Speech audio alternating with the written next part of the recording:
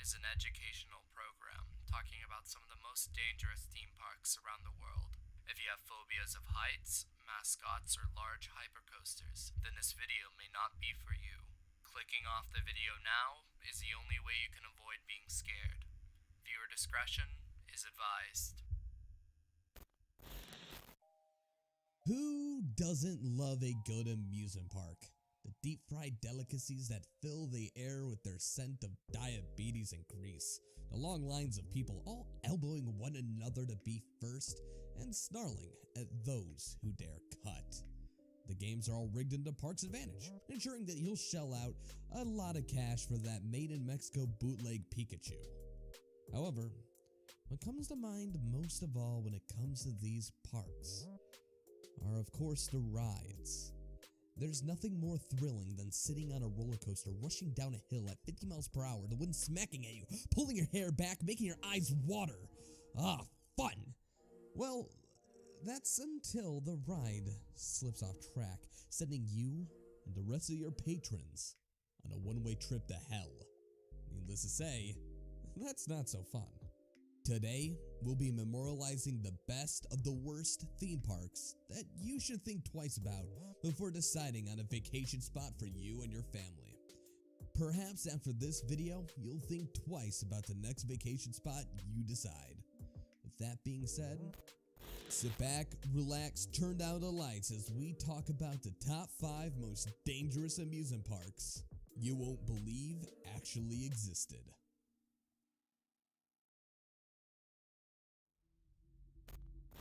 Kings Island, Ohio. Kings Island opened its doors on April 29th, 1972. Though the park didn't truly open until May 27th, when most of the rides were open to the public. The park was mostly comprised of rides left over from Coney Island, which was purchased by the Taft Broadcasting Company in 1969 for the sum of over a staggering $6 million. And it quickly became a hit with the public. The coaster, the Racer, was the big star of the show as it was comprised almost entirely out of wood. The park was gaining popularity quicker than they thought was even possible, and things were starting to look up until bad luck began to strike.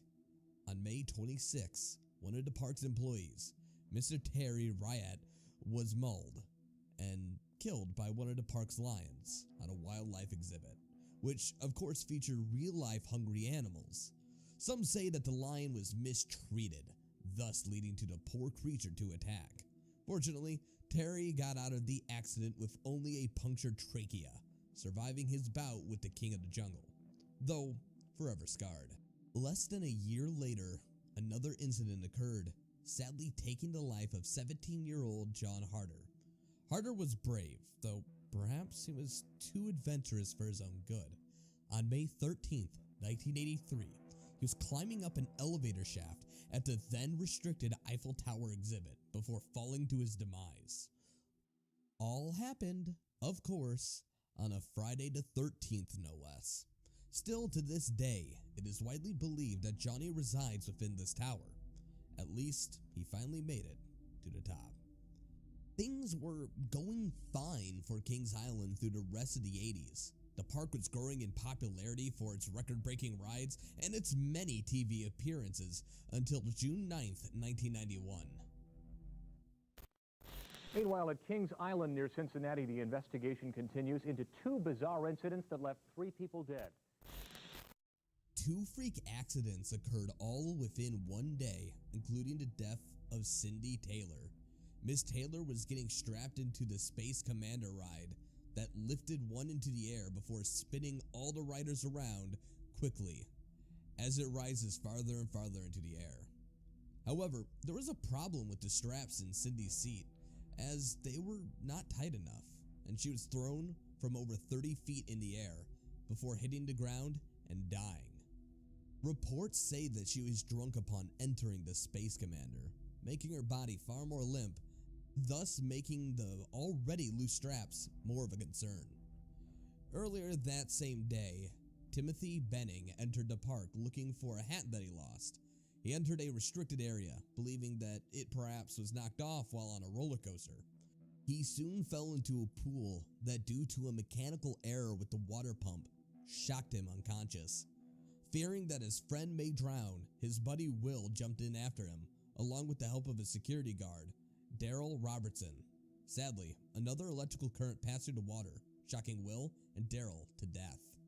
The area of the park was soon evacuated, and all the pools were cleared in fear that there may be more electrical errors. Paramedics soon showed up and pronounced Will and Daryl dead on scene. However, there is a bright side to this story. Tim survived and was soon taken to the hospital. This is known as King Island's darkest day. 2006 would be the most recent blip in unluckiness for Kings Island, when their famous ride known as Son of Beast proved to be the cause of an incident that led to 24 patrons being hospitalized. Son of Beast was actually a prequel ride to another ride simply known as The Beast, another wooden hypercoaster that broke many records in its time. Much like its dad, Son of Beast was another world record-breaking roller coaster made entirely out of wood. Built and designed by now defunct Roller Coaster Corporation of America, it opened to the public on May 26, 2000. And in addition to breaking the world record for speed, Son of Beast was the first wooden hypercoaster in the world with a 214 drop, and the second wooden roller coaster to feature a inversion, the first of which being Flip Flop Railway, but that was long defunct before the ride's opening. Roller Coaster Corporation of America was the company that started the Son of Beast, but from what I understand, they were fired partway through for using faulty wood in the construction, wood that was not built to withstand heat and cold cycles, which led to the wood cracking. Unfortunately, Kings Island, even though they knew about this, decided to continue with the construction anyway, including using the faulty wood. Secrets concerning the Son of Beast. I mean, you hate to think it might have happened, but did Kings Island hide the truth about the roller coaster's safety? Well, an engineer who inspected the ride says yes, and he's now telling his story tonight. News says John Lennon. 6 years into the roller coaster's lifespan, the wood was so cracked and creaking that it caused issues with the ride, and it would break down frequently. Some of the bolts on the ride holding it together could be pulled out with one's hand. No tools required. Despite this, the government agencies that actually make sure the roller coasters you ride are safe still approve this one. These cracks that, again, were inspected by government bodies kept growing and growing, and even started showing up in its foundation, making the ride weaker and weaker and making the ride overall less safe. Months before the accident, riders complained about feeling unsafe and not comfortable due to the ride's overly jerky nature compared to years previous. On the day in question, there was an extremely sharp jolt in the ride, causing the riders to shoot forward, damaging their necks and backs. Many victims sued, and it wound up in the courts until 2009. Son of Beast was closed in 2012 and replaced with another ride known as the Banshee. Kings Island is still up and running to this day, and is one of the most profitable parks in the United States of America. By the way, you may be wondering why anyone would approve this ride for being safe for all ages. Well, let me tell you. The government body that investigates this is the Food and Drug Administration, who say, and I quote here, do not hire any roller coaster engineers. They are simply not qualified to be investigating these, which is what led to the downfall of the Son of Beast.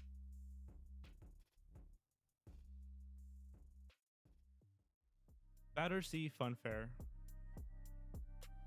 Unlike the other entries on this list, this one is being put here for one single incident. However, it isn't just any incident, it is considered the worst roller coaster accident of all time, leaving many injured and multiple dead. Let us explain. Battersea Fun Fair opened in 1951, an expansion upon the already existing Battersea Park, being a moderate success at the time, but the real success was the Big Dipper. Standing at 49 feet tall and made entirely out of wood, people came from all over London just to see this beast in its complete stature. It was held together entirely by a rope lift that held all three carts as they went up and down the large ramps, holding around 24 riders per trip. The lines just to get on the damn thing wound up stretching far back, for over an hour at the time. Needless to say, it was the hot commodity at Battersea Park. This was until May 30th, 1972, All 3 cars filled up, arranged 2 across in 4 rows. Weeks beforehand, patrons had complained that the ride had felt rickety, and most of the time it just felt unsafe. Battersea, however, had done nothing, not even inspect the damn thing. Soon after the ride started, many of the patrons described being tossed about. Many bumps were apparent, but there wasn't any casualties, up until noon, when the second car started to slowly make its way up the first hill, until the rope that was holding it tore in twain.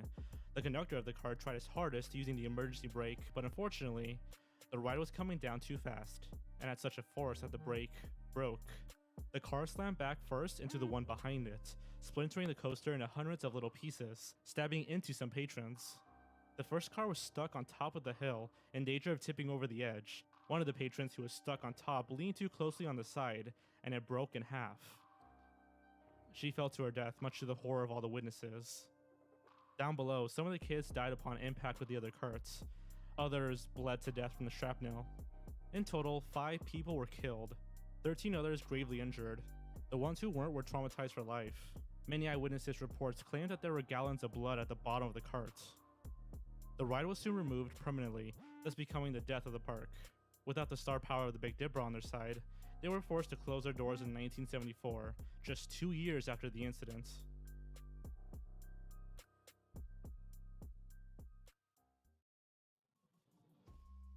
Playland, New York.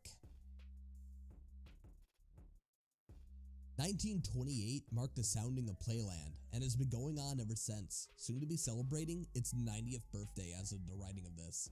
However, a park as old as this is bound to have skeletons buried deep within their closet.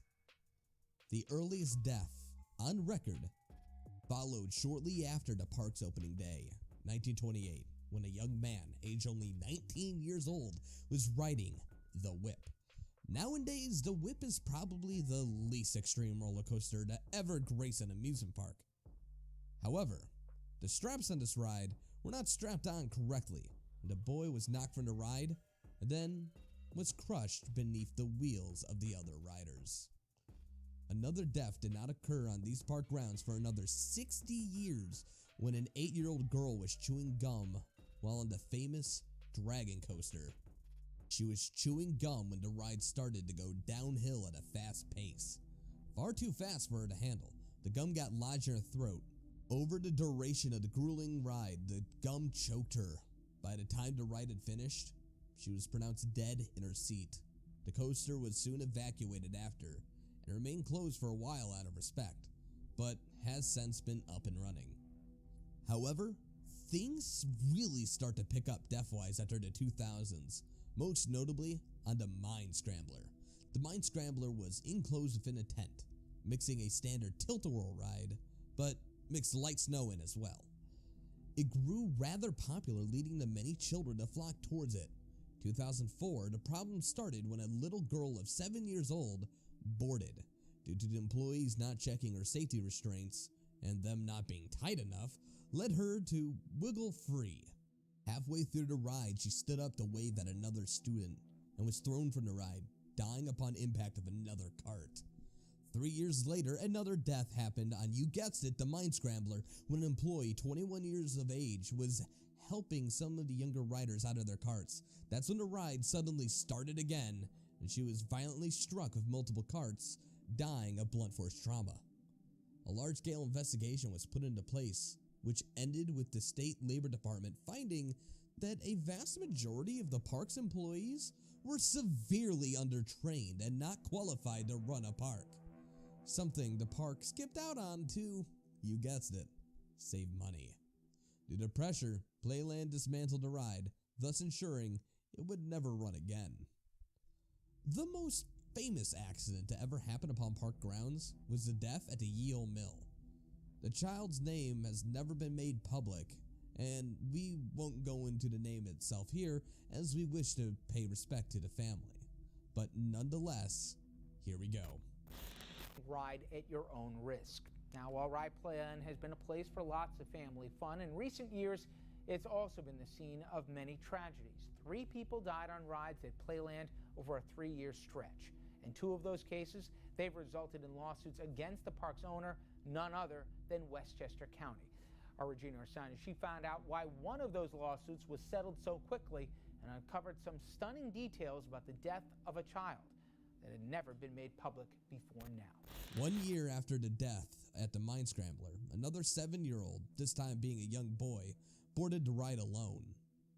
The ride was a standard boat trip through a linear path guided by animatronic miners that crept way past the uncanny valley. No one knows exactly how this happened, but by the time the ride had finished, the boy had vanished from his boat. It was first thought to be a missing child case. The ride was evacuated, and they started checking with a lot of hope. At first they believed he was hiding behind one of the many creepy animatronics, but unfortunately they found him elsewhere.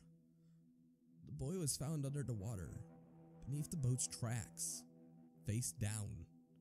Thus, the blame game began.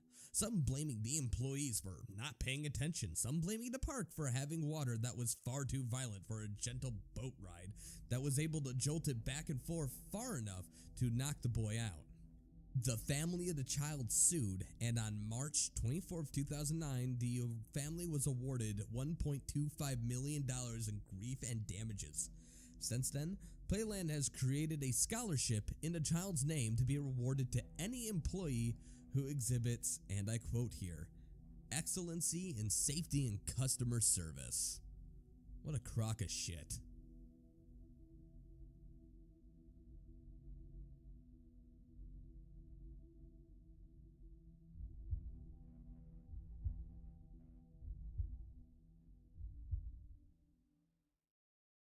Disney World / Land. You can have an entire video on just accidents at Walt Disney parks. In fact, many people have. There are so many accidents that it has been estimated that every year, Disney receives over 100 lawsuits about incidents that happen within the park. So consider these just small leaflets in a long history of bad luck. We suggest that you look into these, as the majority of them are quite interesting to research.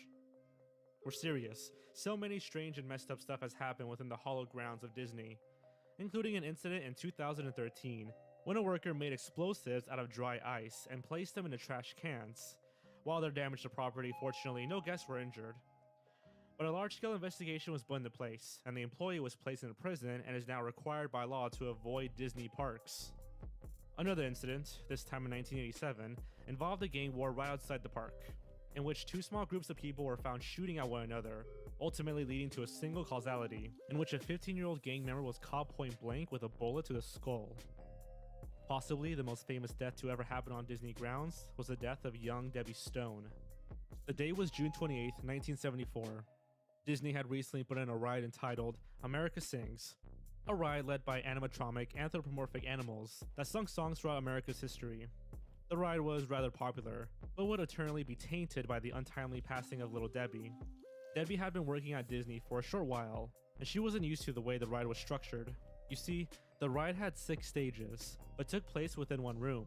The singular room would lay within the center and spin slowly so that the ride could progress seamlessly and the customers wouldn't even have to get up and out of their seats. A novel concept, but sadly for Debbie, she was in the wrong place at the wrong time. The host was supposed to stand at the right of the stage at any given period, but due to Debbie not being trained properly, she was standing to the left. She fell back out of the room as it was switching stages, and poor Debbie was slowly crushed between the walls. When what was left of her body was found, the ride was closed for 2 days. When it was reopened, the stage in which she was crushed was closed for 2 entire months, before opening in its entirety after many safety measures were taken, including sensors that detected if something had left the room during the ride, thus stopping them immediately. Breakaway walls were also added in case the sensors wind up being bust. America Sings was closed in 1988, yet the memory of Debbie lives on. Many patrons have claimed to even see her spirit when the ride stood still, warning people to mind the rules and watch out. On December 24, 1998, while riding upon the Disney sailing ship Columbia ride, Lewin Dawson was struck with a large metal cleat that had shaken loose and struck him in the skull. He was pronounced brain dead 2 days later, thus starting a large investigation. It was found that Disney had replaced the original rope that held the cleat in place with a nylon elastic one as a way of saving cost. And to make matters worse, the employee was insufficiently trained on how to pilot the ride, thus leading to more violations. It is speculated that Lewin could have survived if medical attention was provided in time. However, at the time, Disney wouldn't allow any medical professions on the park grounds, as to not frying guests. All of this wound up culminating into a $12,500 fine from the Occupational Safety and Health Administration, alongside a $25 million lawsuit from the family. Since then, Disney has added more medical staff. There is so much more we could go into, but there's just far too much to go off of, and it may be better suited for a separate video.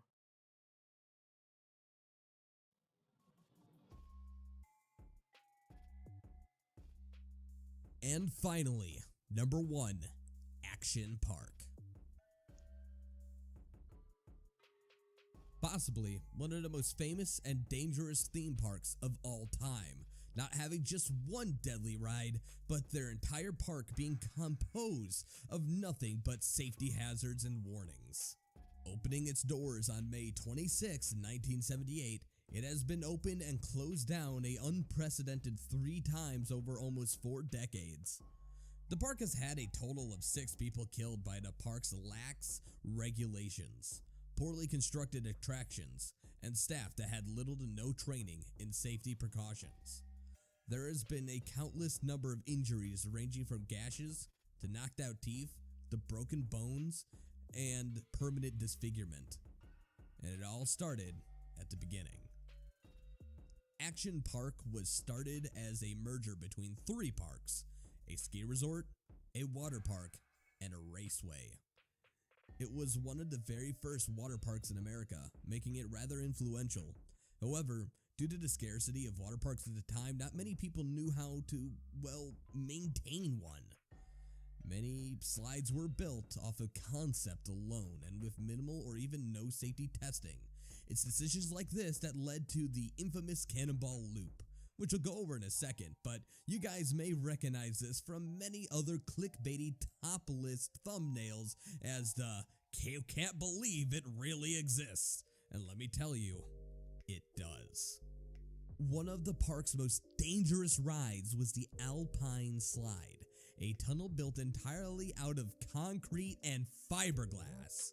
Yes, you heard that right, fiberglass, and was directly below the ski jumps. The riders were given metal slides to ride down on, along with a stick attached to the back that would control how fast you could go down. Though all speeds were considered dangerous, the fastest of which was frequently referred to as death awaits. Within the 18 years of the slide's activity, there were hundreds of fractures, concussions, broken limbs, including 1 broken neck, as well as 1 death. In 1980, a 19-year-old park employee was testing out the ride when they encountered a turn. They went scaling over the slide at full speed into a large pile of rocks, cracking their head open and dying. Despite the fact that this ride made up over 40% of the injuries at the park, they continued to insist that it was the safest ride on park grounds. And that even, and I quote, a 90-year-old grandmother could ride it without a problem. The park's most famous ride is the previously mentioned looping water slide, which, as its name implies, is a regular water slide with an abrupt 360-degree loop at the end. Many rumors begun to surface as the ride was originally being tested with dummies, but these dummies would leave without limbs and sometimes completely decapitated. Even more rumors begun to surface about having the park employees test a ride, as the park owner would come by and offer anyone $20 to give it a go around, at $20 each time they would make it out. These rumors turned out to be completely true, as they were confirmed by the ride's designer's daughter, who added that whenever a dummy would leave disfigured, they wouldn't actually fix the ride. They would just send more dummies until one would leave in an acceptable condition, and then use that statistic as what they presented to the government. Once the ride was open to the public, people would report burns as the ride would run out of water halfway down the slide, leaving them skidding across plastic that was superheated in the sun at top speed. People would also report getting concussions and getting stuck at the top of the loop, which eventually led to park installing a small door at the top of the loop so that patrons who were stuck could easily leave the slide altogether. Surprisingly, there was no deaths on this ride, but it would shut down shortly after being installed, and it would soon go down as one of the most infamous rides of all time. The attraction that took the most lives was the park's very own wave pool. Normally, wave pools are the safest rides at water parks, as they are small pools built more for children that would generate small waves that would gently push the crowds around. Action Park didn't quite get this memo. The park would sometimes have waves over 40 inches in length, dragging some patrons down. People would crowd the ladders and try to get up, but due to there being so few ladders available and only so many people that can get out, this would cause fights over who could leave first. The first death happened to a 15-year-old boy in 1982 when the tide came in a bit too strong and pulled him to the bottom. The next in 1984, when a 20-year-old suffered a similar fate, and yet another 18-year-old who wound up getting caught in a particularly strong current in 1987. Employees would often refer to these areas as the grave pool. 3 of the 6 deaths happened here, and due to severely limited amounts of ill-experienced lifeguards, injuries were a very common sight, which brings me to the park's employees.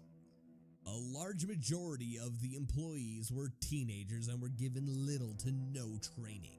Yet they were expected to be lifeguards, ride operators, and even the occasional paramedic. Or, at one point in time, even bartenders of the park's many beer dispensaries. There were frequent alcohol sales. At most of the ride stops, they had booths that could sell beer to whoever asked for it, oftentimes to minors, as they didn't dare check ID, cause hey, $10 is good no matter how old you are.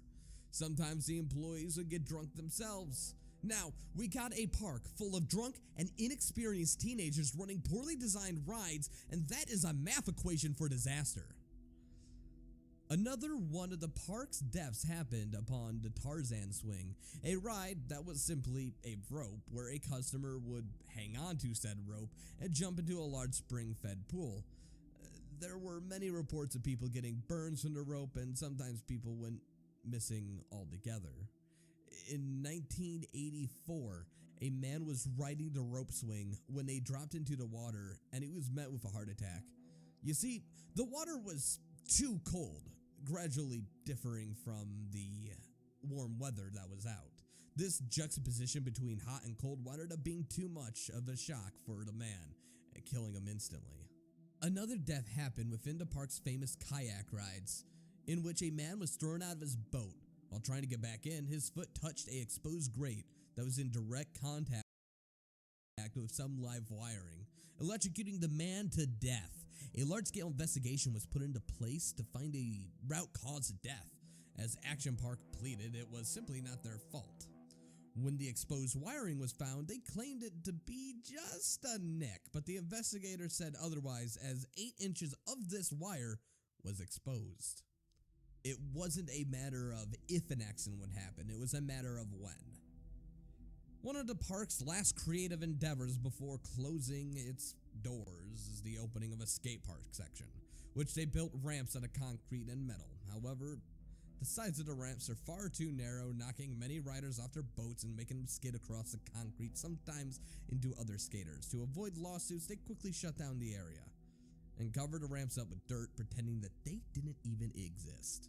Despite all of these casualties and injuries, the park remained popular for many years following its first closing in 1998, before opening again 2 years later as Mountain Creek Water Park. Most of the dangerous rides were almost removed from it, before closing again in 2013. The park reopened again in 2014 under the original name of Action Park, but didn't even last a year before its closure. There has been talk, however, of reviving it yet again. The park, however, was not closed due to being too unsafe, but rather because of tax evasion and fraud, which eventually led to the government shutting it down for them. During the park's peak years of existing, there were as many as 9 to 20 ambulance calls a day, which the park refuted, but in order to avoid further lawsuits from the hospitals and the local governments, They simply bought the hospital a whole new line of ambulances as a way of saying, we're sorry, but we're gonna keep hurting people. Here you go, have fun. There was also a sort of water bumper cart ride that would cause people to break their limbs, as the ride itself was far too small for most of the patrons who would ride it, so their legs dangled off the sides of the boat, and when they crunched into one another, it led to many more fractures and injuries. Action Park is actually a very fondly remembered park. Despite it being this most dangerous, hazardous place, many people remember this park for being a place that they survived. It was, yes, I rode that concrete slide and did not break my neck. One of the last tidbits I'll leave you with before closing out my video is this. Most of the people who went to this park were Latino, as the park was built in a mostly Latino populated area. Despite this, none of the teenagers could speak Spanish, and none of the safety warnings or instructions were ever explained in Spanish, which caused even more safety hazards and dangers for those who decided to attend the infamous Action Park.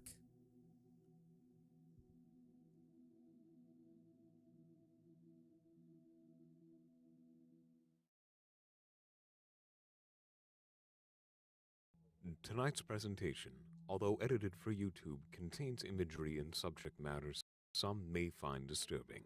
While our program is educational, we still feel that viewer discretion is advised.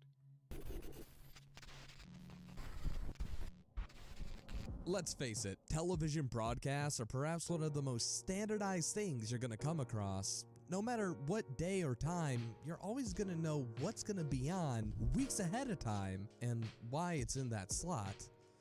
Well, what happens when someone decides to change the schedule without the people in suits knowing? And even stranger, one of the things that humans tend to fear the most is change or unexpected circumstances. So when some vigilante or villain decides to decide what your children may be watching on Disney Channel, sometimes these broadcast intrusions are used to spread a religious or political message across those whose demographics may not be most keen on hearing. Whatever it may be, we're here to document some of the strangest, weird, and obscure broadcast hijackings in the last, say, couple of decades. But before we go into that, I'd like to talk about today's sponsor. Today's sponsor is Filmora. View corruption or and you'd expect to find some reruns of Phineas and Ferb, The Sweet Life of Zack and Cody, and maybe even a Disney Channel movie. Something like The Minutemen, or something really anything that would be far more preferable than walking into your living room watching your kid look at adult movies on Disney Channel. It looks like the Disney magic has to come from somewhere, and trust me, we know how weird this sounds, but as strange as it is to say, this actually happened. And to make things even more bizarre, it happened more than once. In 2007, one early morning around 9:30 a.m. in Middleton, New Jersey, Disney Channel was airing its daily showing of Handy Mandy. Unbeknownst to anyone watching at the time, they were soon gifted with unadulterated pornography streaming on Disney Channel. Luckily, the hacker's location was fairly easy to find. The transmission itself came from a nearby Comcast facility where apparently a disgruntled employee was getting bored and inserted the adult clip into a child's television network. The company later issued a public statement apologizing for what had happened. Quote, "We automatically detected the issue and it was corrected promptly. We apologize to any customers who experienced an issue yesterday morning." Unquote, said Fred DeAndrea, a spokesman for Comcast. Despite weighing in on the issue, Comcast never followed up to inform the press about whether or not the hacker was identified and appropriately punished. Funny enough, a 5-year-old who managed to catch a glimpse of the hijacking was reported to be noticeably upset. However, not because of the adult content, mind you, but because when his father walked in, he thought he'd get in trouble. Poor kid. Unfortunately, though, this was anything but an isolated incident.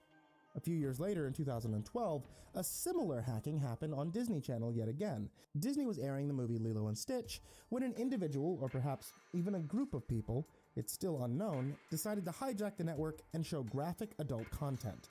The interruption began with a brief message informing the viewers that part of the broadcast had been lost for one reason or another. Not even 1 minute later, this Disney classic was replaced with a video of two people engaging in extreme coitus. This is far harder to laugh at, mainly because Lilo and Stitch is an undeniable classic, while that and, ethically speaking, trying to broadcast adult content to children is extremely questionable.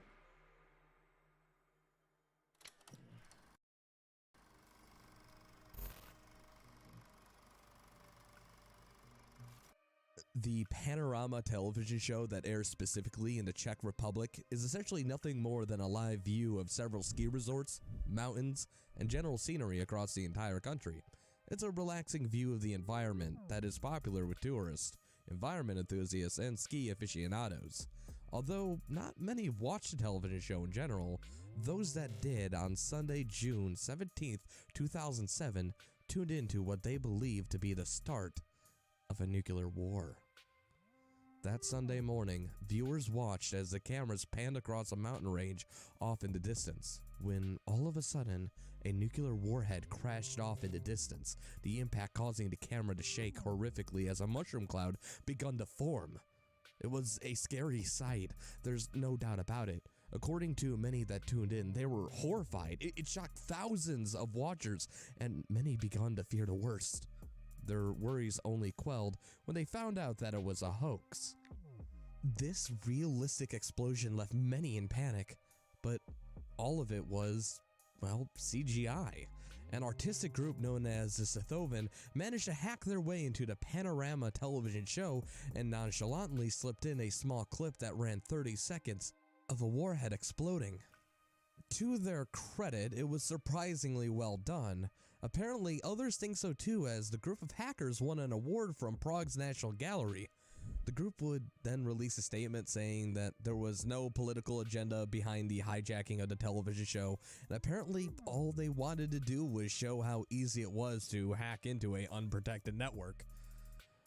Not taking kindly to the hack, officials in charge of the network filed a criminal complaint and wished to press charges against them for damaging the intellectual rights and scaremongering.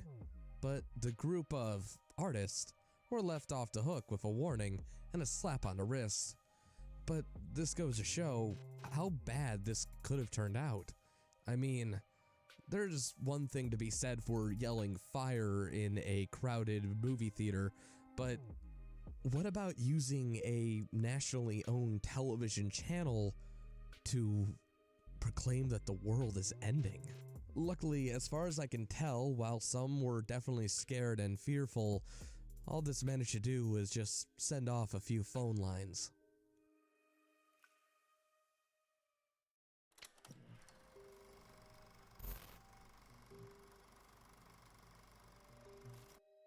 In 2007, Australian viewers had the terrible misfortune to witness a haunting broadcast intrusion during an airing of the Canadian documentary TV series Mayday, hosted on the 7 Network, which, if you don't know, is a free-to-air television network in Australia. A bizarre piece of audio began to play on repeat for 6 minutes straight.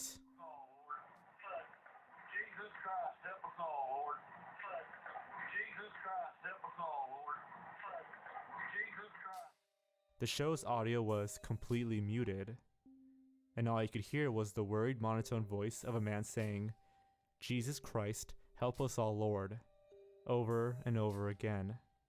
The chilling broadcast left a few viewers distraught. As you would imagine, no one really knew what was going on. In a typical response, a few concerned viewers called into the station to ask about the strange audio that played over the television series.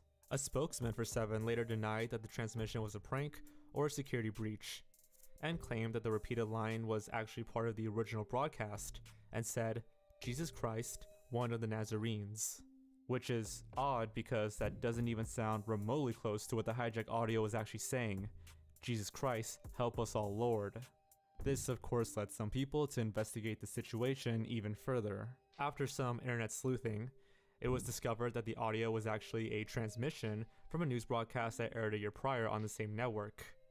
In that report, a short video of a man in a military escort is shown. He says the line, Jesus Christ, help us all, Lord.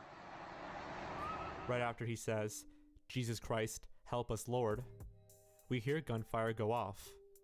Luckily, Preston Wheeler, the driver, actually did survive this encounter, although he did sustain a bullet wound. How this year-old audio managed to leak its way into the Mayday broadcast is still unknown. It's also still unclear as to how, or even potentially who, inserted the audio clip into the documentary during its airing. The Seven claims that it's distorted audio from an unknown documentary about Jesus and his followers, but clearly this is a lie, as we have shown today that it's disturbing audio recorded in an active war zone. In all honesty, we may never know for sure what really happened.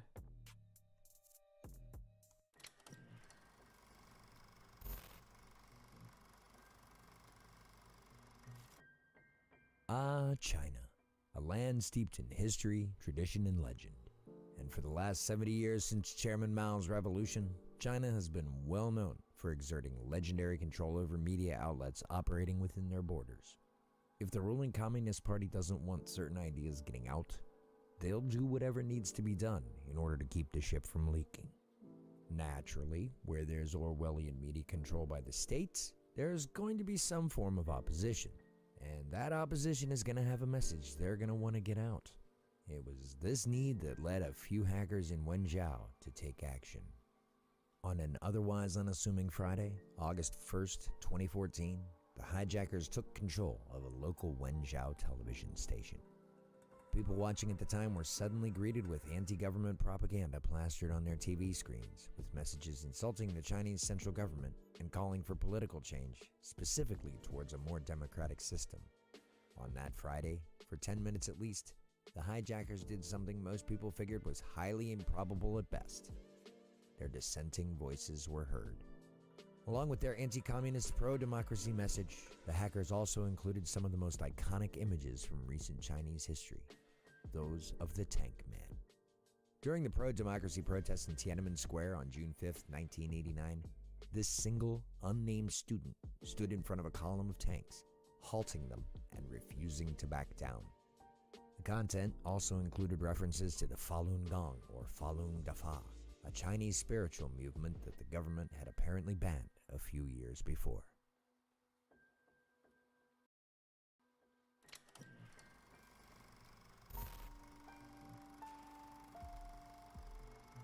During the 60s, tensions were high amongst the United States and the Soviet Union. For anyone who remembers history class, at the time, the two nations were at conflict, engaging in what we now know as the Cold War. The US and the USSR already had their beef with each other during World War II, despite being on the same side. After several grievances amongst each other, they both grew a general distrust of the other side. With the Soviet Union soon expanding post-World War II, America feared the notion that communism would make its way into the nation, a panic now appropriately named as the Second Red Scare. The two powers were at odds. One wanted to expand their nation, while the other wanted to ensure it stayed contained. With that in mind, neither really wanted to go into battle in fear that the other would launch their nukes. However, the looming threat of nuclear war was always on people's minds at the time. That fear was only heightened when some irresponsible hacker managed to deliver one of the biggest scares in history.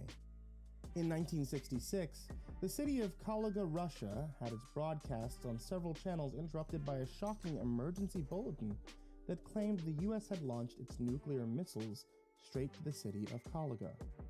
Regarding the news bulletin, the US had officially started the war with the USSR, and this left every viewer in hysteria.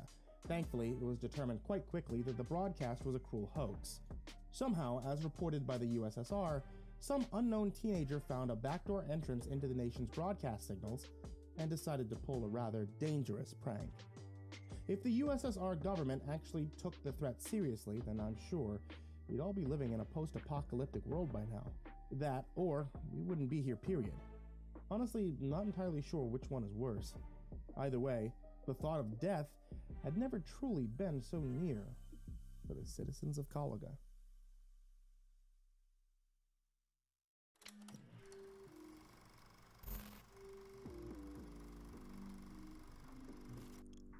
What would you do if you were faced with a product with a price that you consider to be less than reasonable? Do you file a complaint? Search for a cheaper deal elsewhere?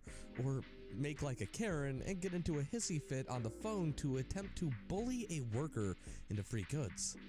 Or you could just hack an entire broadcasting network to get your message across, like John McDougal, a disgruntled HBO customer who is armed with nothing more than a 30-foot transmission disc, an electronic keyboard, and a burning resentment for HBO and their new policy of charging a fee to use their channel. McDougal did just that back in 1986. Truly not something your average Karen would come up with. It was April 27th of 1986 when it happened. At 12:32 a.m., a showing of The Falcon and the Snowman was interrupted by a hacker under the alias of Captain Midnight. Instead of the initial show, screens nationwide showed 4.5 minutes of a protest message against HBO proclaiming how upsetting it was that they were scrambling their satellite signal and that viewers are being charged $12.95 a month for it. The stunt eventually led authorities to find a 25-year-old John McDougal of Ocala, Florida, who now faced probation and a misdemeanor charge, as well as a $5,000 fine. 2011 was the 25th anniversary of the stunt, and according to an article on Network World, McDougal expressed during a phone interview that he had no regrets for what he did. However, he does admit to being naive due to not anticipating how the masses would perceive his message. It was meant to be an innocent message with the purposes of calling out HBO's greed. While some people didn't appreciate McDougal's plan, it certainly didn't go to waste, because in 1989 through 1990, the price went down. HBO, instead of charging $12.95 a month, was now only charging $5.95. Maybe it would have been best if someone initially told him that not everyone would have seen the innocence in his plan and wouldn't see this incident from his perspective.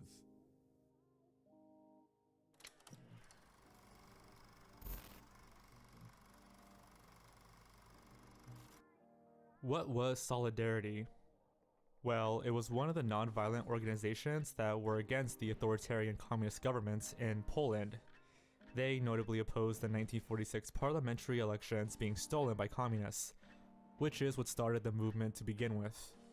After 3 decades of civil resistance and a struggle to organize, as well as lives lost, organizations such as the Committee for the Defense of Polish Workers, the Movement for the Defense of Human and Civil Rights, and the organization Solidarity were formed to make their voices heard. While there was backlash, these groups did have their fair share of supporters. On September 14th, 1985, a TV program, 07 Call In, was playing, only to be overlapped by blocky white letters that displayed such messages like Solidarity Toron, boycotting the election is our duty, and Solidarity Toron, enough price hikes lies repression. 12 days later, it was proven not to be an isolated incident. On the evening news, the aforementioned slogans revealed themselves unexpectedly again. After the second screening, the police were able to trace and arrest the 4 radio astronomers responsible for the hijacking, and even took a picture of the homemade transmitter used to commit the act. However, they were saved from arrest due to their high ranks in the Polish scientific community, and only faced a life fine and probation instead of the actual prison time. There's a good chance they'd be more than satisfied by Solidarity winning most of the contested seats in the packed elections in June of 1989.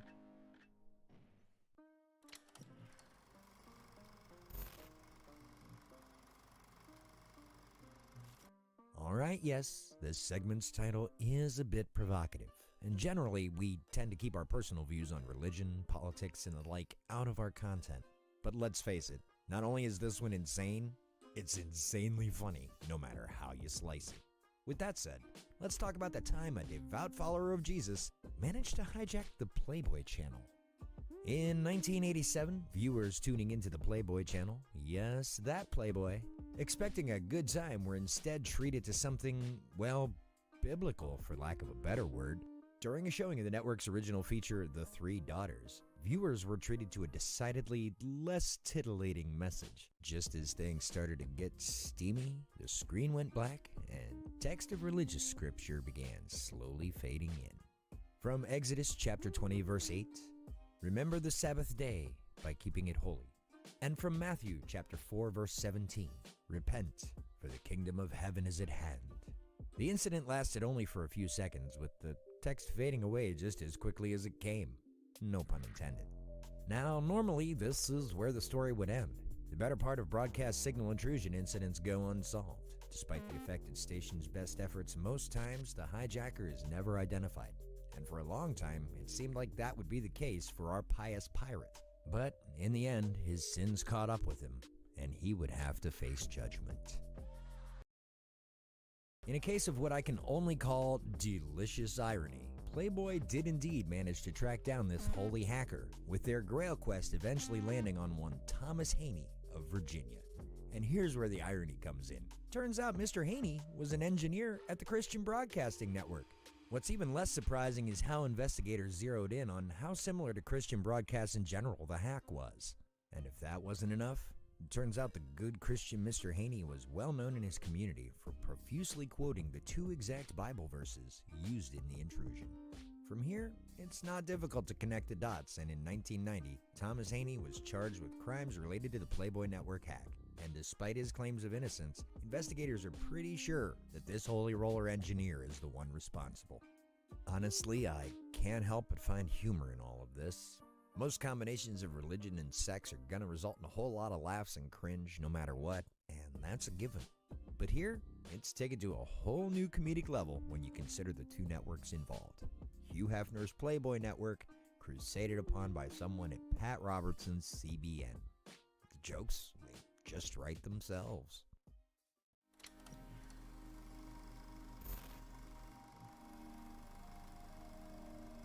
Are aliens real?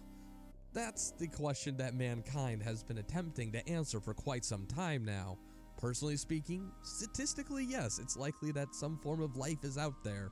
However, die-hard conspiracy theorists strongly advocate for the existence of intelligent life, not only elsewhere in the universe, but intelligent life that has interacted with our own, and not only has affected our own way of life, but our politics and social understandings.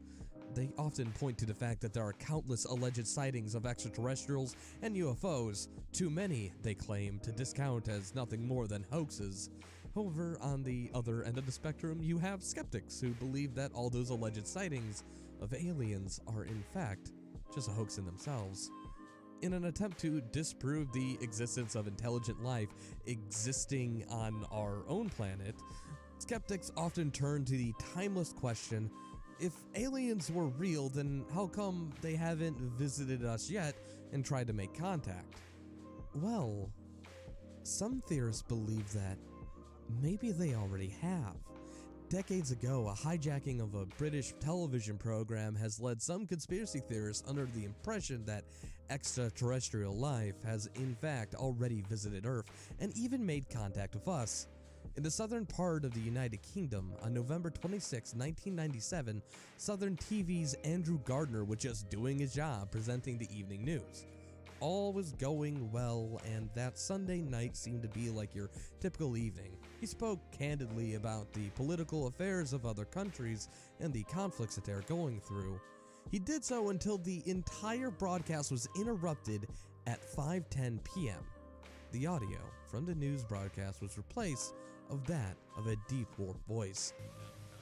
This is the voice of Allah, representative of the Ashtar Galactic Command, speaking to you. As you can tell, the voice identified itself as Virillion and claimed that it was a representative of the Ashtar Galactic Command, basically a group of space ambassadors from an unknown extraterrestrial colony. But it gets weirder. The intrusion left onlookers confused as Virillion claimed that his people had visited Earth multiple times, and now that they were here to preach that mankind would prosper. After Virillion delivered his statement, which lasted approximately 6 whole minutes, the transmission would return to normal. Later that night, Southern Television would issue an apology. They claimed that their channel was somehow hacked, and described the hijacking as a breakthrough of sound. As the story goes, the United Kingdom government agency attempted to block the signal, but as you can tell, they were unsuccessful. The government was quick to call the hijacking as a hoax, as it should be. and nothing that the citizens of the UK, or more importantly, for that matter, should worry about. Still, to this day, the perpetrator who conducted the hoax, like many of the stuff on our list, has yet to be identified.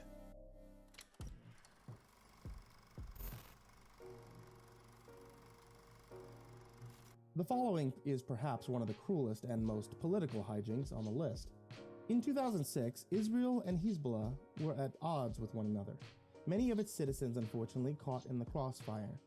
The war, now known as the 2006 Lebanon War, was extremely heated and devastating for the parties involved, as most wars tend to be. Many point to a single incident that truly ignited the 33-day conflict. That incident being an event where Hezbollah attacked Israeli convoys, which left 3 soldiers dead. The remaining 2 were taken by Hezbollah into Lebanon. Israel attempted a rescue mission to save its 2 captive, but in doing so, would lose 5 more of their soldiers. Hezbollah offered an ultimatum: release the captive Hezbollah soldiers in exchange for the 2 they had captured. Israel refused, and in retaliation fired several rockets into Lebanon, injuring 5 civilians in the process, and 4 more would be killed in the following couple of days. While some condemned the attack, it was of course defended by Israel, who initially aimed missiles at the Al-Manar television antenna. This would then lead to the television hijacking just a few days later. After the bombing failed to completely stop Hezbollah's television broadcast, Israel soon began another attack on the broadcasting network. Instead of using another set of rockets, Israel opted to hijack Al-Manar television to instead broadcast anti-Hezbollah propaganda. The broadcast didn't last too long, but it did show quite a bit of disturbing content. A tad gruesome for YouTube standards. The propaganda showed several images of dead Hezbollah soldiers, and even the image of Hezbollah's leader, crosshairs drawn over the image. 3 gunshot sounds were played in the background, and a deep voice soon overlaid the image. The voice stated, "Your time is coming." Now, it doesn't matter who you politically align with, or who is right and who is wrong. What does matter is the loss of human life, and the subsequent broadcasting of that tragedy in an attempt to cause fear and panic is nothing less than a tragedy. This is sometimes just one of those hard truths that some people in first world countries are able to avoid due to their circumstances.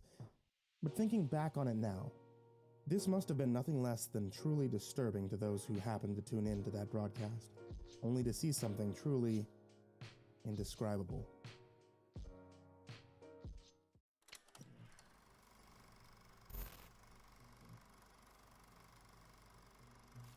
Starting in the 60s with George A. Romero's Night of the Living Dead, and becoming a mainstream phenomenon with AMC's The Walking Dead, zombies are pretty much known by anyone with access to a working television. Needless to say, a lot of people have fun watching or killing these representations of a fractured society. That said, the looming fear of an impending zombie apocalypse was made all too real for Great Falls, Montana locals back in 2013. During an afternoon airing of The Steve Wilkos Show, viewers were greeted with disturbing messages on their screens that read as follows. Civil authorities in your area have reported that the bodies of the dead are rising from the graves and attacking the living. Follow the messages on screen that will be updated as information becomes available. Do not attempt to approach or apprehend these bodies, as they are considered extremely dangerous. Understandably, several viewers were left in utter confusion. On one hand, zombies are nothing more than fiction, but on the other, the message seemed legitimate, authentic. Even stranger still, this very same emergency broadcast would air later in that day, yet again. Although it was a slightly longer transmission, the broadcast would air during a commercial break on KRTV after the ending of a weather report. Viewers were instructed to tune in into 9:20 a.m. on their radios for further information of the dead rising in the event of a citywide power outage. This, of course, led a few concerned individuals to immediately call the authorities to confirm if what they had just witnessed was real. Were the dead really rising? Thankfully, they weren't. As it turned out, the emergency alert system was hacked, twice, by the same perpetrator. Soon thereafter, KRTV quickly issued a statement regarding the hijacking, and immediately launched an investigation into the incident. According to a CBS affiliate station, quote, alert system, and announced on KRTV and the CW that there was an emergency in several Montana counties. This message did not originate from KRTV, and there is no emergency. Our engineers are investigating to determine what happened and if it affected other media outlets, unquote. To this day, the investigation into the incident has been put on pause. As of 2020, the hacker who scared the residents of Great Falls, Montana, has yet to be identified.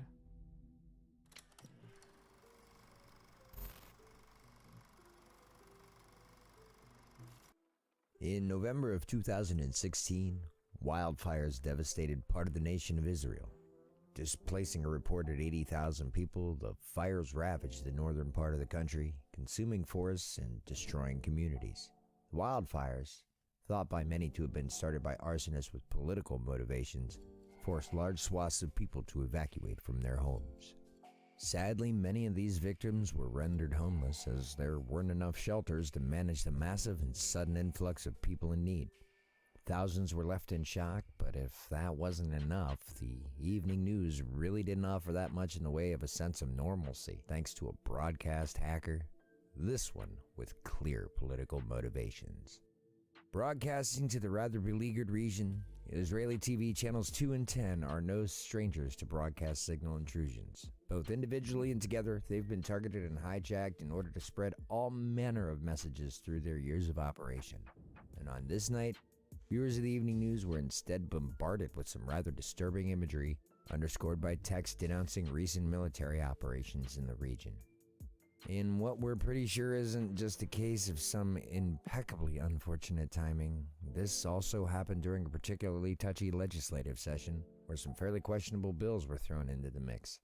Yeah, the people living in the region at the time were not having a good time of it, no matter what side of the fence they were on. Unfortunately, this kind of propaganda tactic is all too common in the less stable regions of the world. Using times of fear and uncertainty to amplify a particular message is almost as old as conflict itself. But with the advent of mass media like television, that amplifier can be turned up to 11 and unleashed in ways never before possible.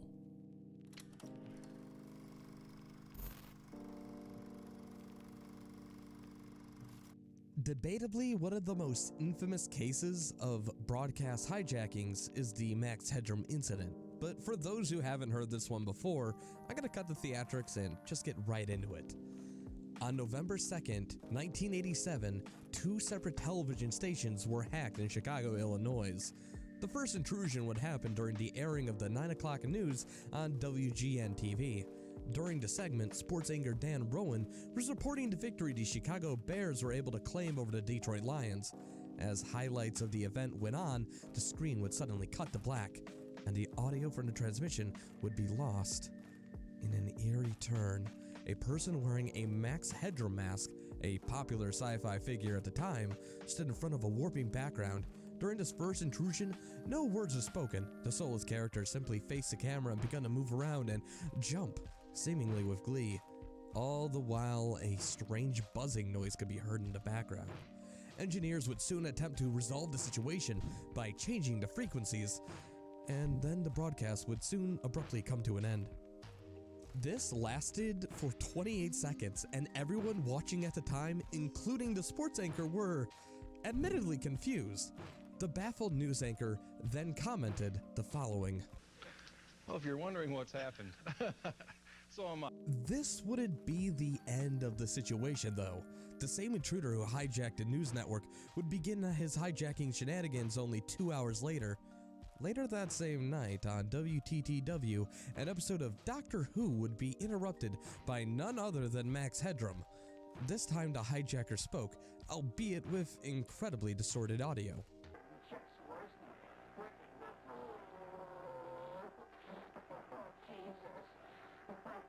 The strange Headroom imposter would laugh, moan, and spout nonsensical phrases here and there. He would also make reference to the WGN-TV sportscaster Chuck Swirsky, calling him a frickin' liberal, and I quote. In his antics, he also held up a can of Coca-Cola soda and uttered the phrase, "catch the wave," in reference to his slogan the soda company used during the time. He would also give the camera and in turn the audience the middle finger. As if things couldn't get any more weird and bizarre, the broadcast would end with the hijacker showing his bare rear end, only for someone to start spanking it with a fly swatter. A few more seconds of static later, the broadcast would return to normal. After an investigation would go underway, WTTW found that the engineers were unable to stop the hijacking, not because the engineers couldn't, but because there were no engineers on duty at the Sears Tower where the hijacking transmission broke through. In response to the situation, the station spokesperson Anders Jokum said that his technicians were attempting to stop the transmission, but ultimately were unable to. According to some, the hijacker would have to need incredibly powerful equipment in order to hijack the network's antenna, a system, by the way, that would have costed thousands of dollars at the time. The television network would later issue a statement. The network claimed that if the individual who hijacked the station were found, they would face up to a $10,000 fine and a year in prison. This charge, however, would never come to fruition, because to this day, the hacker behind the Max Headroom incident has yet to be caught, and even furthermore, due to statutes of limitation laws, he might not even be able to be prosecuted even if he were to identify himself. Hey guys, looks like you made it to the end of yet another really long video, and I would like to apologize for my... Tonight's presentation, although edited for YouTube, contains imagery and subject matter some may find disturbing. While our program is educational, we still feel that viewer discretion is advised. Always going to a better place now, guys. Smash the like button on this video. Every like on this video is a prayer for Mac Miller, his friends, or his family. That's right. That is a clip of J Station trying to clickbait for likes by using someone else's death. Now, YouTube is a place I consider to be my home, my main source of entertainment, and right now, it's also my main source of income. So when I see people like this, it just brings my piss to a boil, and honestly, I want to call some of it out. Not because I want to make a bunch of drama and want you guys to go attack these people, but I want to try to instill some kind of change. While I know nothing I really say here is gonna change these people, but maybe it can instill a change in standard for some of the people who watch this video. Maybe get them to think more critically about the content that they're watching. Maybe sometimes a spam of videos is not as good as one amazing, well-researched one. And maybe, just maybe, if someone is stealing their scripts or writing or editing from other people, maybe they don't deserve your view to begin with. I'm your host, That Creepy Reading, and I implore you to sit back, relax, turn down the lights, and welcome to my dungeon as I present 9 YouTubers that just need to stop.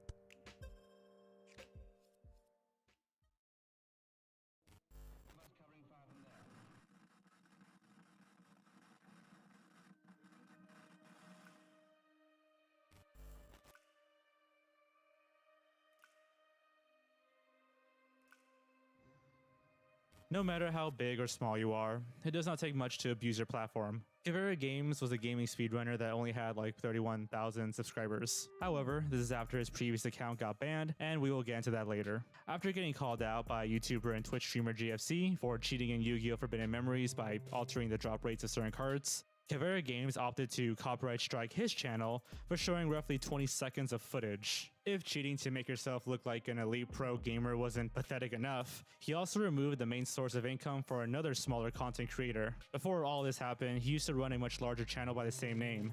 In fact, he was roughly the same size Creepy currently is. One day while live streaming, a female fan of his made her presence known. Since this was one of the first live streams of his, she actually joined live. Caveira, according to YouTube, proceeded to sexually harass her, get banned, then blamed the, quote, removal of his channel, unquote, on his ex-girlfriend, who did not have the platform to defend herself. This was also a lie since, well, looking at his channel now, YouTube has a different story. After making the new channel, he not only started selling merch that made fun of the original victim of the abuse, he also tattooed her face on his arm. So here we have a channel that not only actively perpetuates targeted harassment against individuals with no platform to speak of, but also lashes out against anyone who would dare to call him out on his shitty behavior by wielding the YouTube copyright system like a sledgehammer. He also actively shows nudity on his streams, which of course is against YouTube's terms of service. This is one of the few channels on this list that we think should actually be banned, as him just being on the platform hurts everyone here. Also, before this entry ends, we'd like to give a shout out to Easy Escape for bringing this guy to light. This video is much more in depth than this one, and he'll be linked down below if you like gaming and live streams. So a quick update, Easy Escape's original video, which has over 2 million views, was taken down by Kavera Games via a privacy complaint during the scripting of this video. Then YouTube actually responded, then banned Kavera Games, who already has a third channel.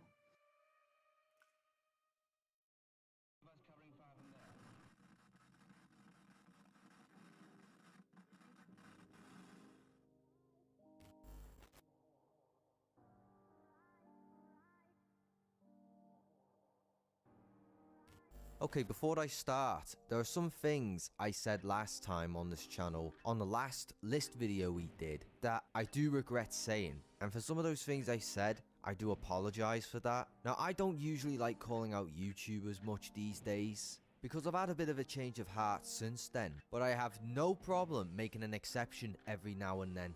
And I can't think of anyone more deserving than J-Station. He is a Canadian YouTuber, mostly known for his 3 AM challenges, which include really strange titles like "We Kissed, Ordering Gay Potion from Dark Web at 3 AM" and "Scary, do not enter the cartoon world dimension at 3 AM, cartoon potion."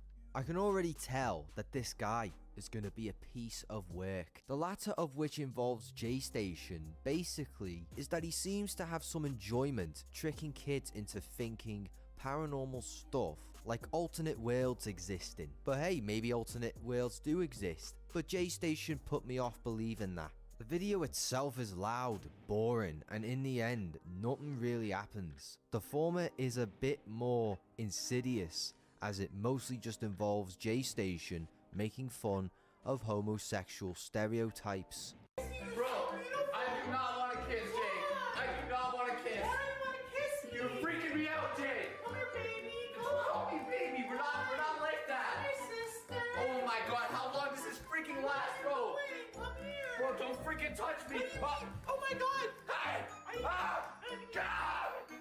Then we have the 24-hour overnight challenges, which mostly consist of him essentially breaking into buildings and squatting in them, which of course is illegal and also promotes YouTube to demonetize every single one of them. Finally, we also get his stolen gameplay and Ouija board clickbait videos.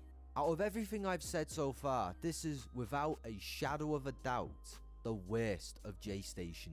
The most recent controversy Jason has been a part of concerns Daniel Desmond the Mofer, better known as Etika, who committed suicide in June of 2019. By the way, if you are struggling with dark thoughts or in any shape or form, please consider using the suicide hotline or looking for some form of professional help. Anyway, in this situation, J-Station did what he was becoming famous for, cashing in on the death of someone famous, followed up with a clickbaited as fuck Ouija board challenge video. Only a few hours after Etika was announced dead, J-Station, the eager opportunist that he is, couldn't wait and made one of his shitty 3 AM challenge videos on Etika.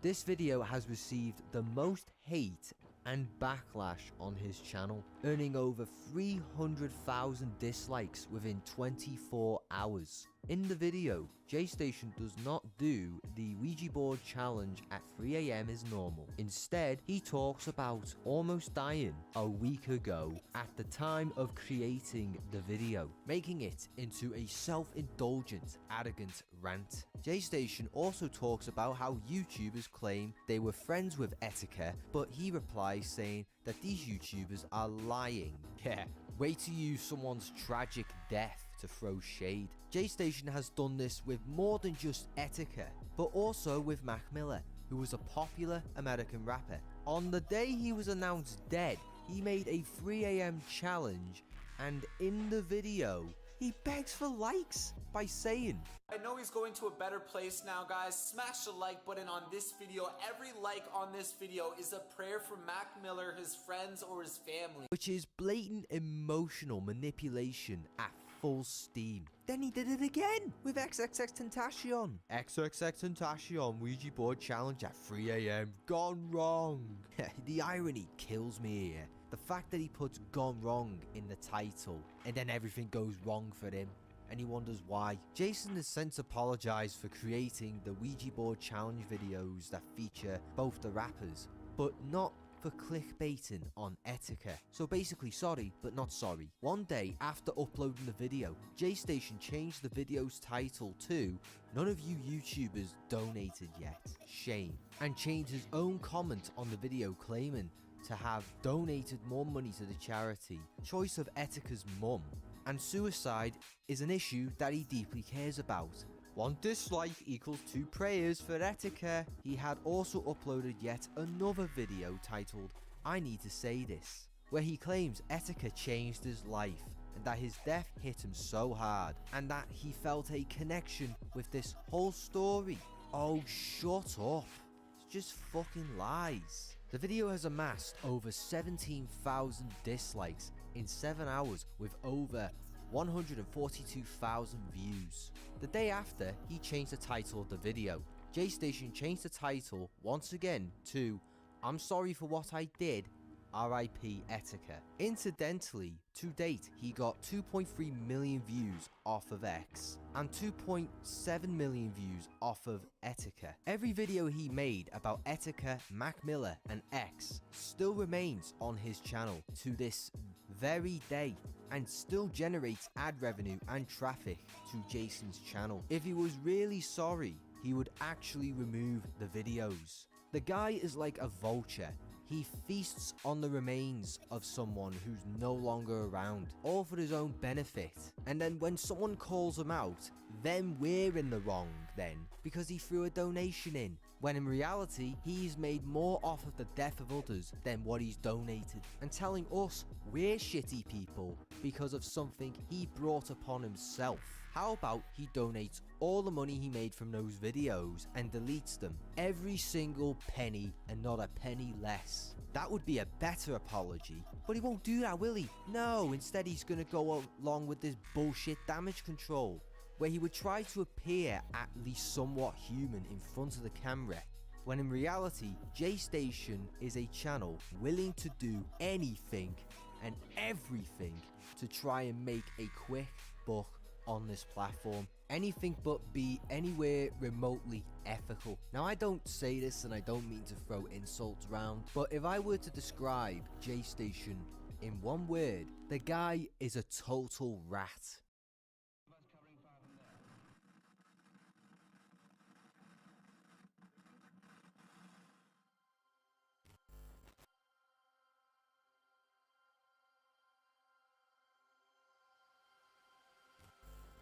Mundane Matt, now known as Matt Jarbo, is another YouTube channel focused on politics, mostly in the sphere of anti-SJW politics. Since Gamergate was one of the only focuses of his channel back when he got popular, with countless videos about Gamergate and Anita Sarkeesian, it's no wonder why he failed to branch out, leaving his channel to die off. It was somewhere around this point when a lot of his original followers just begun to drift away, and as 2015 rolled around, no one really cared about Gamergate as it was old news. Matt was slowly drifting into the pit of obscurity that many old YouTubers find themselves in as their 15 minutes of fame begin to tick to its end. Some people took notice of Mundane Matt's desperate grasp for fame, like when he started to cry while unboxing his 100K plaque. Old videos of his began to surface, including old skits from back in 2012, which was not really tasteful and also contained words that I actually cannot repeat here.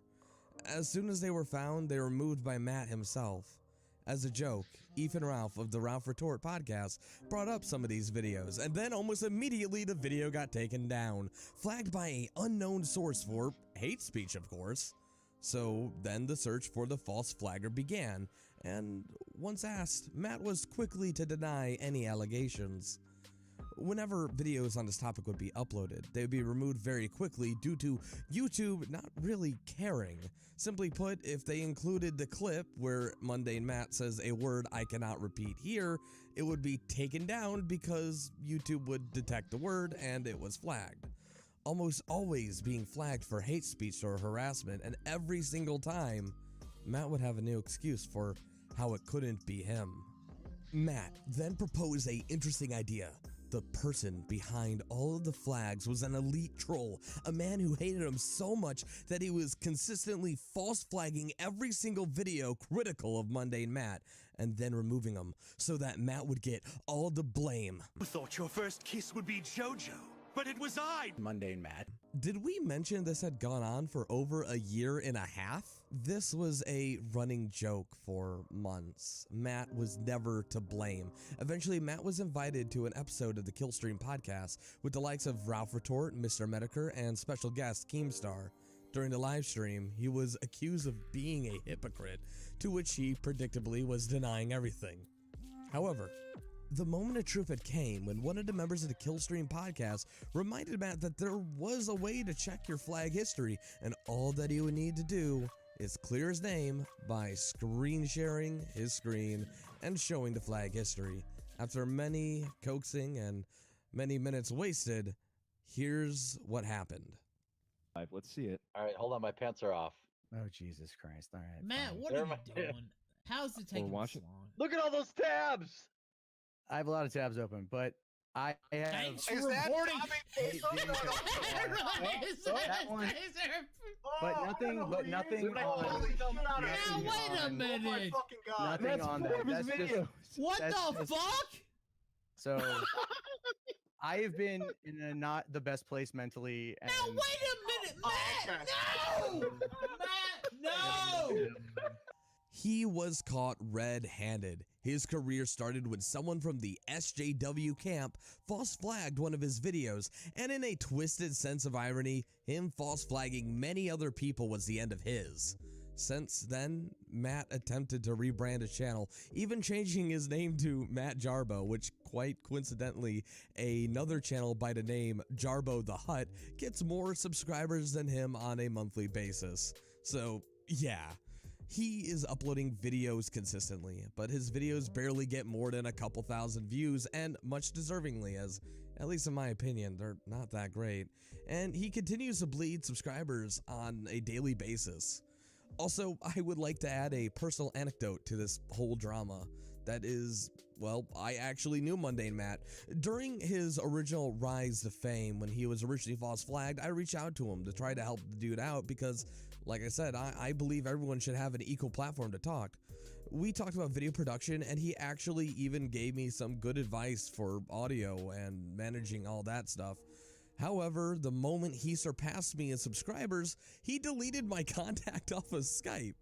It's easy to see where his motivations lay when the only people to talk to are those who are bigger than him. Our problem with Matt has little to do with the quality of his content, but rather the quality of his character. I could care less about the politics, what he does or does not support. Gamergate has nothing to do with my opinion of Mundane Matt.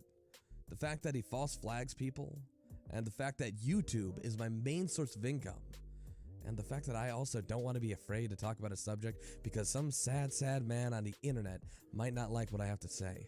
Now that's why I think Mundane Matt is one of the worst YouTubers on this list.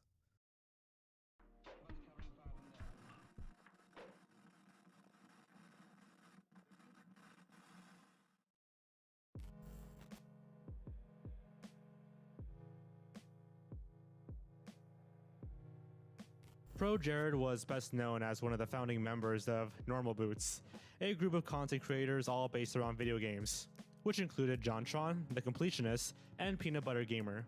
However, now he is most known for sullying his legacy in the course of 24 hours in one of the most explosive Twitter meltdowns in recent memory. That all began with him divorcing his wife with lots of accusations of adultery. However, that won't be the topic of discussion for today. Because when we delve into the other end of his controversy, we find his disgusting abuse of power and his predatory nature, which includes lots of allegations of him using his internet celebrity status to convince fans to send pictures of themselves to him. He, in return, would send pictures of himself, sometimes showing off his own naked body. The more we dig deeper into this fiasco, the more disturbing it gets. Not everybody that he was in contact with were of legal age. Jared's means of acquiring these pictures was a personal Tumblr that he ran for body positivity, which he implored people to send him nude photos of themselves in an effort to show that everybody was beautiful. As far as his wife at the time knew, everyone involved was of legal age, so she allowed him to run it. His secret Snapchat, however, was much more blunt with its intent. There are many screenshots leaked of Jared having lewd discussions with fans. Many have given stories about meeting him, talking about how they only ever contacted him because of his stature on YouTube. And Jared was aware of this. Even once you take out the illegal stuff out of the whole equation, the act of using your popularity to manipulate your fans is just disgusting and should be treated like nothing less. More and more, we're seeing people on this platform just abuse their status to get either free crap or sexual favors. This is just as bad, if not worse, than what Austin Jones did, where similar actions landed him 10 years in prison. Now, Jared might not be in prison like Austin, but he's been metaphorically and literally exiled from YouTube. We think the thing that we can learn from this is that content creators are people too. Yes, you can relate to them, and yes, you can enjoy their content, but they can be terrible people too. You need to be careful about how much of yourself you give to people on the internet. And you shouldn't do them any special favors just because they have a good sense of humor or a massive number next to their red subscriber button. Understand that you have value, and no one should be able to take that away.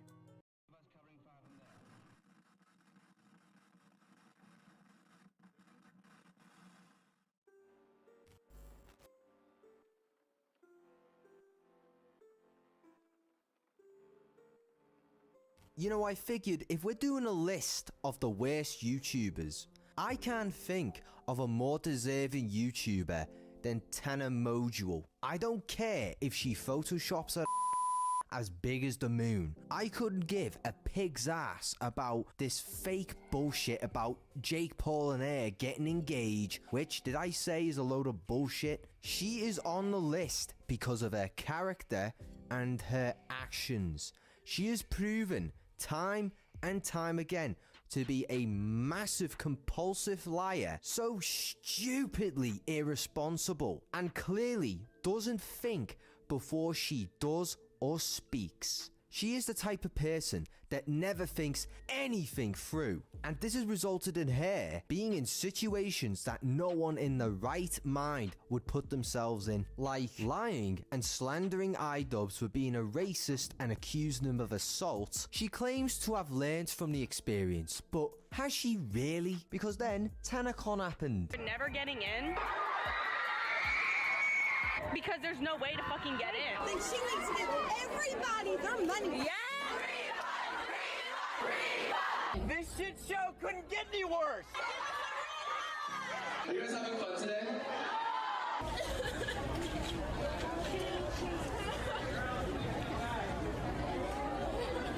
I just wanted the point where her irresponsibility is highlighted. She went on holiday a week before her convention opened doors, and then as the convention drew closer, what was she doing? While her management team that she handpicked were doing all the work for her convention that was named after her, by the way, she was fucking partying. Yeah, the management team did a horrible job as well. They're at fault too. But the sole fact she didn't chip in 100% into something that she wanted to do tells me that she didn't give a shit. She didn't even spend $1 of her own money. Will she spend hundreds of thousands of her own money? No, she didn't. Not $1. I hope for her sake that she's refunded the money to everyone that went, because those clips of her flexing and saying stupid shit like, I'm sorry that I'm rich and you're not, would age so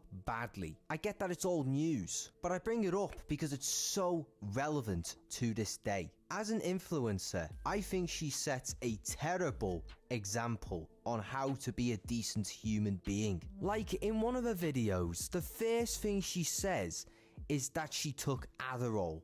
Like, that's an insightful thing to say, okay? Vlogged in a few hours. Hunter and I just took some Adderall. No, we did not. Oh, can you not say that? No, I didn't think. That's her fucking first message to her fans. This 20-year-old with these little girl fans, her first thing she wants you to know about her is that she just took drugs illegally. I just took Adderall. Can I not say that? Does she have any sense of self-respect and pride? The sad thing is that fans of Tana are more brain dead than she is. The fact that there are mini Tana wannabes that inspire to be like her is alarming. Look, despite everything I've said about her, and this may seem outrageous for me to say this right now, but hear me out. I never met her in my life. If I smoked a joint with her, maybe had a few drinks, she's probably a cool person. Because people can be different off camera. But as I'm looking at what is presented to me, I can't respect how she is and what she has done. And worst of all, out of everything she's done, she has not learned and changed from those experiences. Even if she claims that she has changed, she hasn't changed for the better. I mean, look at her new MTV show. Looks fucking dreadful. Haven't seen it, not gonna start now. Because the thumbnails alone are enough to keep me away. And if you think I'm hating or whatever, I'm not hating. I'm just seeing it for what it is.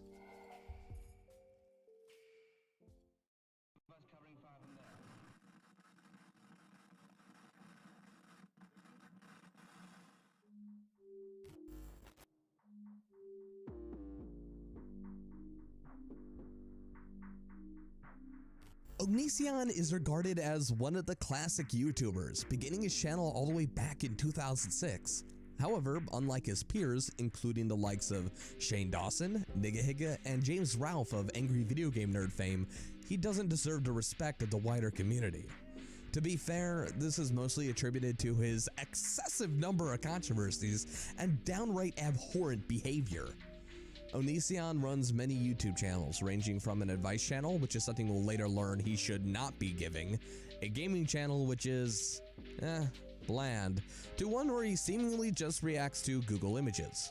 Despite his excessive output amassing thousands of uploads, it's more than likely that Greg is known by the community for his long list of drama and controversies. Perhaps one of his earliest controversies is with a video entitled Murder Eaters, where he proceeds to lecture his audience and berate those who eat meat. Many of the comments in the video were considered incredibly offensive at the time, including one relating to religion. What about eating fish? I mean, God put fish on this earth. Okay, stop right there. Listen, chum, if you're gonna respectively argue something that's based on facts, not fiction, you might not want to include God in the mix. Throughout the video, he proceeds to call everybody who's ever even eaten meat a murderer. As expected, the video did not go over well and was deleted a short time after he put it up. It still lives on in the form of re-uploads, however, but I don't think he's actually ever apologized, despite his unwillingness to keep it on his channel. His actions here, however, would be repeated for a very long time, him getting on his high horse related to veganism, religion, or some other controversial issue, and insulting everybody and anybody who disagrees with him. In fact, a lot of his controversies can be traced back to him saying things I probably shouldn't have said. Perhaps the worst of which was back in 2016 when a fellow YouTuber and musician, Christina Grimmie, was tragically murdered during an autograph signing. Now, I want to get on record here and state this. Her dying is nothing less than a tragedy.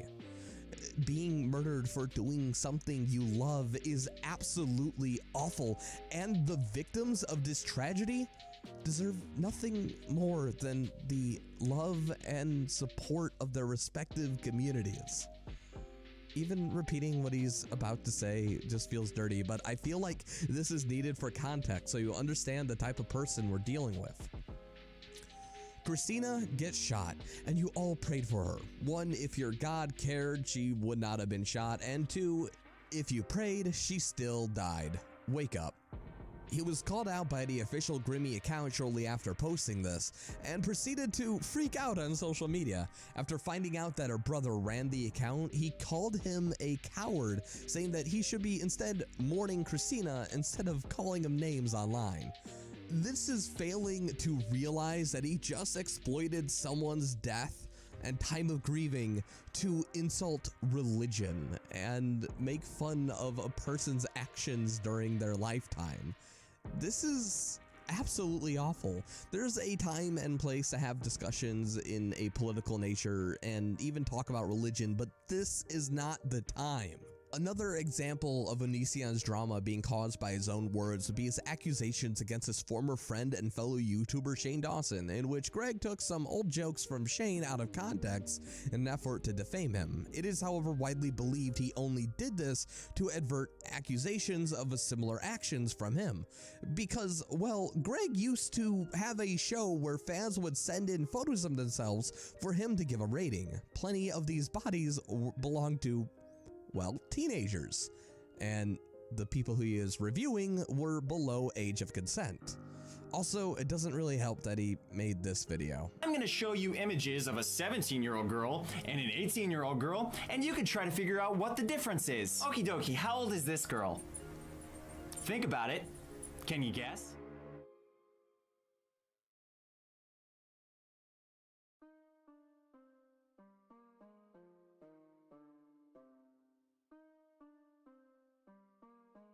To make matters worse, his current significant other had first met Greg when she was under the age of 18 and he was in his late 20s.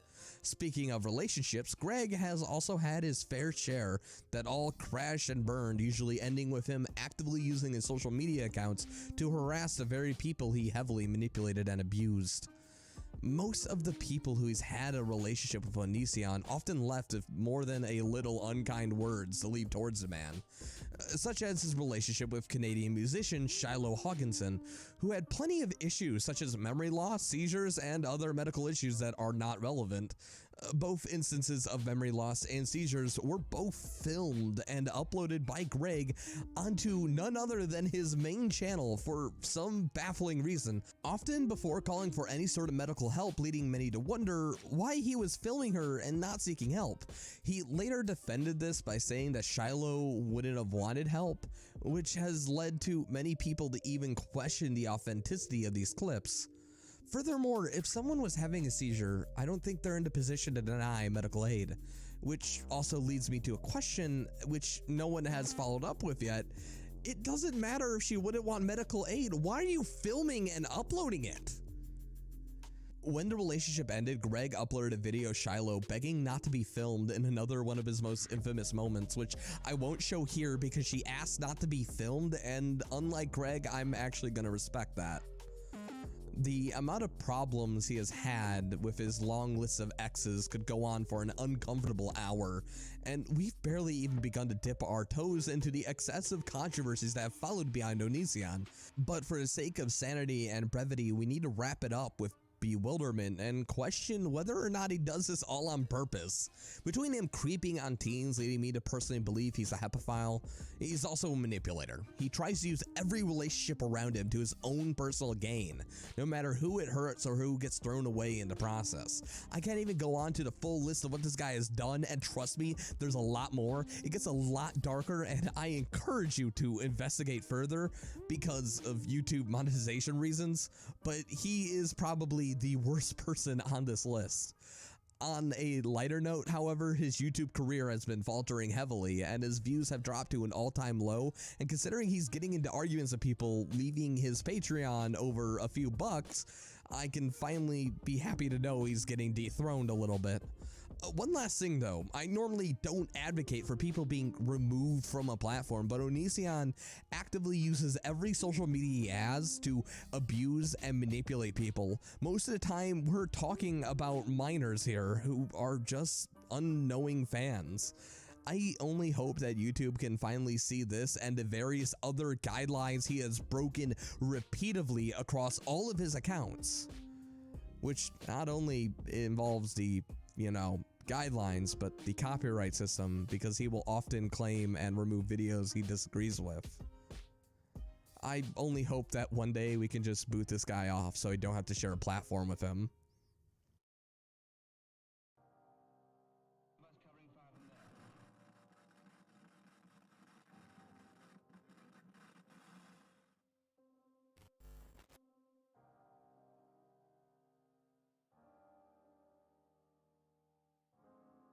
A lot of people have seen these unofficial channels that create fan-edited movie trailers, whether they realize it or not.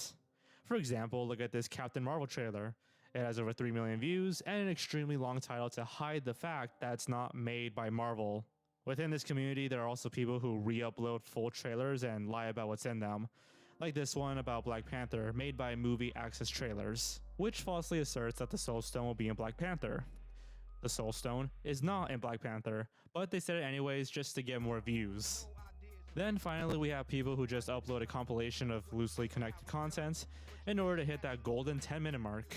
Taking a look at Avengers 4 Endgame gag reel funny bloopers behind the scenes plus trailer 2019 superhero movie HD, we get not only an obnoxiously long title, but roughly 5 minutes of actual bloopers, and then 5 minutes of just filler, random interviews that are not even related to Endgame, all to hit that golden 10-minute mark. By the way, you need at least 10 minutes of content to allow mid-roll ads. The big problem with all these content creators is not only the fact that they abuse YouTube's search algorithm, but they steal footage and then spam videos to make it happen. So every time an actual Marvel trailer comes out, channels like Movie Trailers Entertainment are there with their own mock-up, like with this one for Spider-Man Far From Home. Now, we should mention that making your own fan trailer is, totally fine. However, this guy is far more insidious. I mean, just look at the title. Spider-Man Far From Home exclusive trailer HD 2019 new superhero action movie concept edit. Yeah, a concept exclusive trailer? I mean, I know it's marked as a concept trailer, but because of the length of the title, you wouldn't be able to see in your recommendations. All you'd see is Spider-Man Far From Home exclusive trailer. There are so many channels that pretend to be making official movie trailers, but are in actuality just milking runoff views with as little effort as possible. Now, I've personally been a victim to these movie trailer channels. A few years ago, I made a fan-made intro for Spider-Man Homecoming back when the movie was first announced. And these channels, Movie Trailers Entertainment in particular, stole my video to use for their fake trailers without any kind of credit or permission, because credit or permission just doesn't matter to them. And I'm not talking about 1 or 2 trailers, like all of the Spider-Man Homecoming fake trailers that he made. All of them used my fan-made intro. So I took down his video, and of course he started apologizing through messages and channel comments. Unfortunately, I don't have screenshots of most of these comments, but yeah, don't be these guys. Their content is manipulating people into clickbait with misleading titles and fake thumbnails. Everything that YouTube shouldn't be.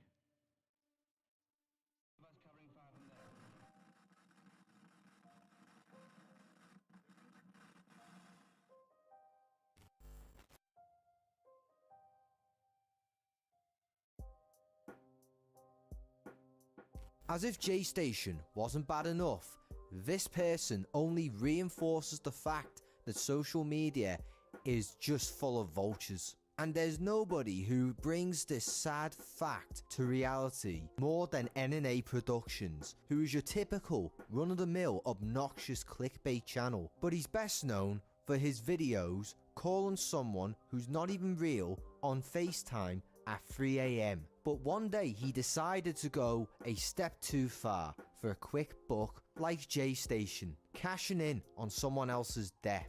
In a now deleted video he did on Etika, he does not come across as sincere whatsoever. All you have to do is literally look at his mannerisms and behavior. From what I'm seeing, that is not the behavior of someone grieving. That is the behavior of someone who is out of touch with reality and just plain obnoxious. If you heard me say the word deleted, yeah, I said that because the obvious happened. He got hate and made a crappy typical YouTube apology video, basically lying through his teeth on why he made the video, when in fact the reality was the intention to bait people to that video at such a sensitive time. There's a lot of nonsense he said in that video that just doesn't make sense whatsoever. Like this, for example. Nobody watched it fully, alright guys? They just started hate commenting. And if you guys actually care about Etika, you guys would actually done it to him, alright? You heard right. If you don't make a 3 AM challenge video,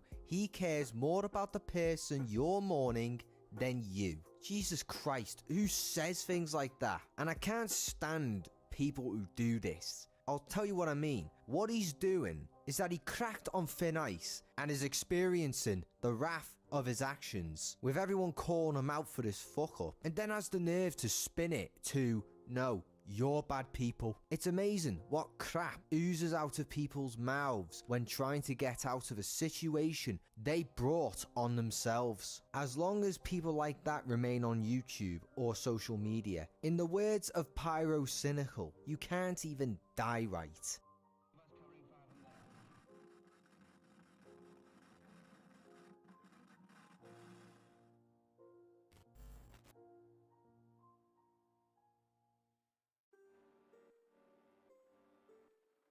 We're gonna put all these guys on the same plane because they all do the same thing.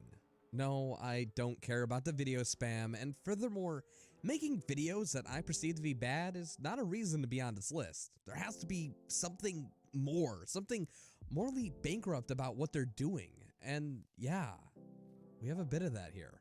Stan Lee died roughly 8 months from the start of scripting this. This is a man who meant so much to me and many other people. He helped create the modern American mythology, and now the works that he created are finally mainstream. I mean, seriously, go out to anyone and ask them who Captain America is, and I'm pretty sure you'll get a legit response. When Stan Lee died, WatchMojo made sure to capitalize on this by launching a video titled Top 10 Cameos in the Marvel Cinematic Universe. The thumbnail has Stan Lee plastered all over it, and also has nothing to do with the Marvel Cinematic Universe. This is Big Hero 6 and I think Spider-Man? The pinned comment reads as follows, even to this day. Can't believe his gone. Rest in peace, Stan Lee. I'm not gonna lie, this is the absolute most shameless I've seen a corporate entity on YouTube be. Even in the realm of corporate capitalism, greed rules all. You don't see companies like Coca-Cola making advertisements saying, rest in peace, comic book man. Love you long time, Stan Lee. And anyone who cared about the man, his body of works, and how he changed the comic book literature world would have changed a pinned comment the moment when they got over 70 people complaining about it on day one. This was posted 6 hours after the guy died, and then on top of that, it's been 8 months since the guy died, and it's still like that. Typos and all. I even made a tweet about this, which has several thousand likes that they were added in, and they were made aware of this. They just don't care enough to change it. Because they don't care. It's very fitting that this is the representation of the channel as a whole. Looper is not much better in this regard. They did the same thing, except they weren't very transparent about it, which in my opinion makes them a little bit more sneaky. Sure, I understand making a single tribute video, but on the day this guy died, he uploaded 3 videos. Stan Lee's 10 greatest comics, what you may not know about Stan Lee, and ranking every Stan Lee cameo from worst to best. The guy kept making videos about Stan Lee until view traffic for Stan Lee's death started to die down. Basically, he only did it to make as much profit off the guy's death, spamming 3 scripted videos, roughly 10 to 20 minutes in length, in less than a day apart from one another, until the views started to die down. This is not a tribute. This isn't what you do when you care about someone's work. This is what happens when a shady corporation wants to manipulate the way you feel to share a video around in Facebook groups because they want to play off of your emotions, the way that you feel about it. when you make a tribute video, you go the extra mile to show your appreciation. You make sure to show a level of understanding of the guy's work, career, and what he stood for. But that's just not here. It's just a bunch of spam for the views. And the fact is that it worked. The guy made a quick buck, and nothing I say right here is going to change that, and there's nothing I can do about it. Thankfully, Screen Rant actually only made one video on the subject. Wow, the fact that I have to say that is kind of telling for the level we have hit. However, Screen Rant is actually guilty of something that's far more consistent than any of these guys. They mostly do it with just the thumbnails. Their thumbnails are incredibly misleading to what's actually in the video. I mean, look at these ones. These range from, well, annoying and blatantly false advertising to sexually confusing and freaking weird. It's all a serious problem and a symptom of how the YouTube algorithm works right now. No matter what we do, these kinds of channels will exist. But in my opinion, I'd rather believe that we can hold ourselves to a higher standard. I am not the best YouTuber by any means. My editing could use work, and honestly, I try my best to script, but I'm not the best writer by any means. I want to get better.